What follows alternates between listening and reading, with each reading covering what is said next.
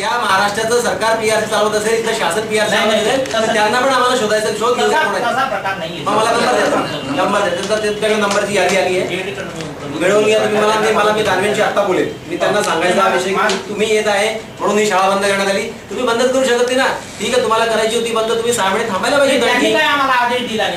नाही ना, कोणाच्या लेखा परीक्षणाचं ऑब्जेक्शन, कोणाचं आहे लेखा परीक्षणा, कोणता ऑडिटर येतो लेखा परीक्षेची? तुमचा दोष नाही ना, ऐका ना, तुमचा दोष आहे ना, दानवेंचा नंबर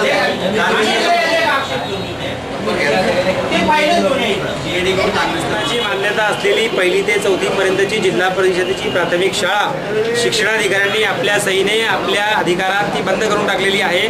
शासनाची मराठी शाळेला मान्यता असताना शाळा बंद करण्याचं षडयंत्र शिक्षणाधिकाऱ्यांनी जिल्हा परिषद प्रशासन करत असेल तर महाराष्ट्र नवनिर्माण सेना हे षडयंत्र अजिबात खपवून घेणार नाही.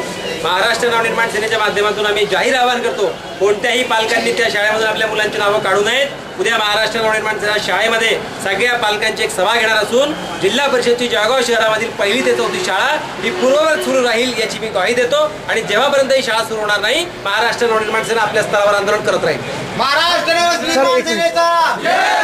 शिक्षणाधिकारी शाळा बंद करायचा कट रस्ता असं तुम्हाला वाटतं का? अर्थातच महाराष्ट्रामध्ये मराठी शाळेला परवानगी मिळत नाही आणि या शाळेला महाराष्ट्र शासनाने परवानगी दिलेली असताना सुद्धा शिक्षणाधिकारी आपल्या सहीने ही शाळा बंद करतात. हे मराठी शाळा संपवण्याचं षडयंत्र आहे. आज जळगावमधली शाळा बंद झाली, उद्या भुसावळमधली बंद होईल, परवा जामनेरमधली बंद होईल, त्याच्या पुढे पाळधीमधली बंद होईल. हे असले प्रकार खपून घेणार नाही. महाराष्ट्र नवनिर्माण सेना आपल्या परीने समाचार घेईल. लेखाक्षेपाप्रमाणे आम्ही कारवाई केलेली आहे.